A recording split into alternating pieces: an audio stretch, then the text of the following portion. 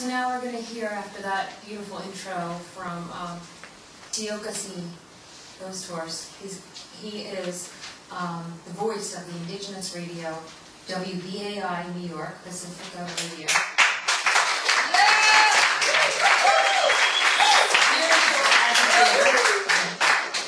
Indigenous thinking activator and community leader. So please welcome him again.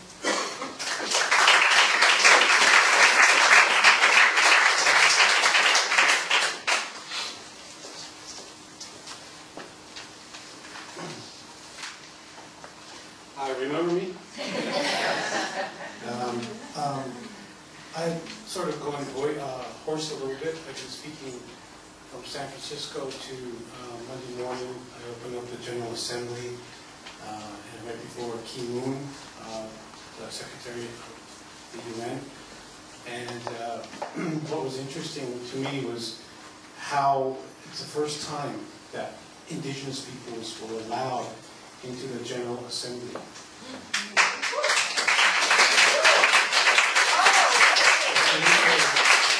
The same day on Monday, New Zealand gave to its Indigenous peoples its human rights and thought of them as human beings.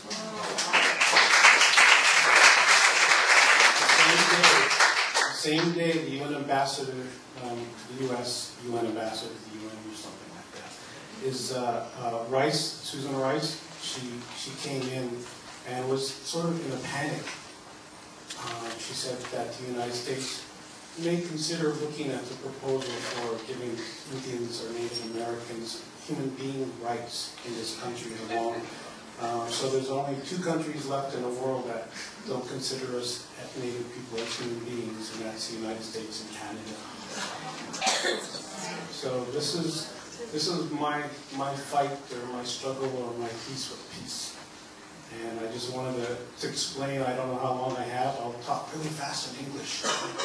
And I wanted to pull this little thing together here and explain to you a little bit about how and what we think about peace and a few concepts, and I'll try my best, okay?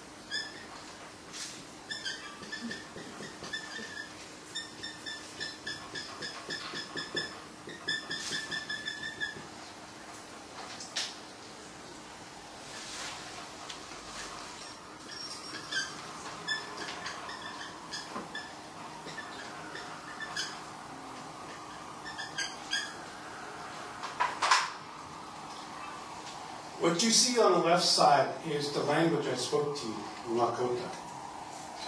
That is all-inclusive, as we do not have the word for exclusive in the language.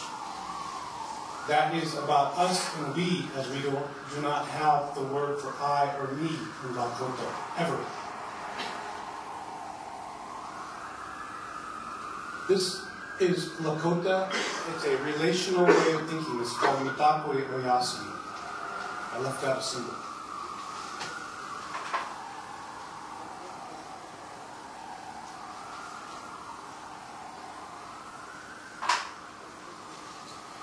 The middle is called what is above is also below. It's a sacred symbol for many indigenous nations, but in this case, because I only know one in this country as a Lakota, even I don't know the whole process of being a Lakota until I get really, really old, and then I'll know who I am. Until then, I'm just what? A young whippersnapper who goes around talking loud on the radio very vociferously. So, on the right side, I, as a little boy who spoke Lakota fluently, was taken away and put into the strip that you see on the right. And it is the language I speak to you right now. It is based on hierarchy. It is based on top, bottom, It is based on beginning and ending. And the information is all in nice, neat rows, up and down, and in order. Now, the difference that I see, that I know, and I feel, is we can't experiment. We can experience. We can't believe, but we can know. In Lakota, we know. We can't believe anything because it's spiritually lazy.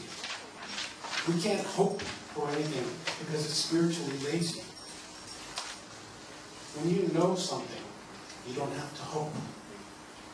Some of you know, you artificers, you word artificers, know that the word for hope is the last evil out of Pandora's box. It puts you in a mental state. So we have all these words that we can't exist, that cannot exist in Lakota. But we sense them as a loss, emotional irresponsibility. Like that guilt or that sin or that blame or whatever they're saying that you must fear all the time. In the sense that we aren't worried about going to hell or worried about not going to heaven. We aren't so heavenly that we've become no earthly good. And we have to remember, this is our mother. And we can't even say our, but I'm speaking to you in English. We don't have our, and we can't save anything. We can't be Jesus wizards and come back to life all the time, over and over, because we don't do it now. Mother Earth. On April 22nd of last year, Evo Morales and the world proclaimed this. For those of us who are still dealing with Earth Day, the world proclaimed this. It is official, International Mother Earth Day. It's a whole different realm. If we just call it Earth Day. And some guy invented it 40 years ago. Who is that leaving out? We have to stop the hierarchy and exclusive and eliteness and start including those people who already know this process before. And I want to say, but I was told by a non-native person, and he said, something wrong with us Americans is that we forget the native people all the time. Nothing that we are going to do here as Americans is ever going to work. Democracy, religion, New Age philosophies, nothing is ever going to work unless we acknowledge them and ask them for permission, because they have lived here longest and they can bring the energy. Because a pure soul has no religion. And we dogmatize everything. We put everything in hierarchy to the left here. Because we don't know how to think. But see, we were all born metaphorical dreamers and thinkers and feelers, intuitive. We suffer right now what I call spiritual agnosia. Because we only have it within our physical five senses. And we have to think about how we can not bridge it, but go through it. Learn to compassion. I have some secrets I want to say, but I'm not allowed to tell you. But I hope you can feel them.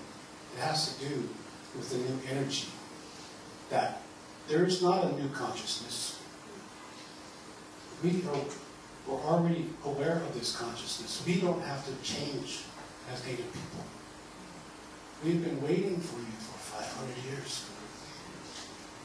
And all we say is welcome as usual, without trying to be better or worse. In Lakota, we can't say, I am better than you. I am worse than you. In Lakota, we cannot ever think that. You want a new way of thinking? Well, there's already an old way of thinking. So we can't even say our planet. We can't say our, save the earth. So these are just a few terminologies that we understand. And I hope I've done the best that I possibly could to translate that.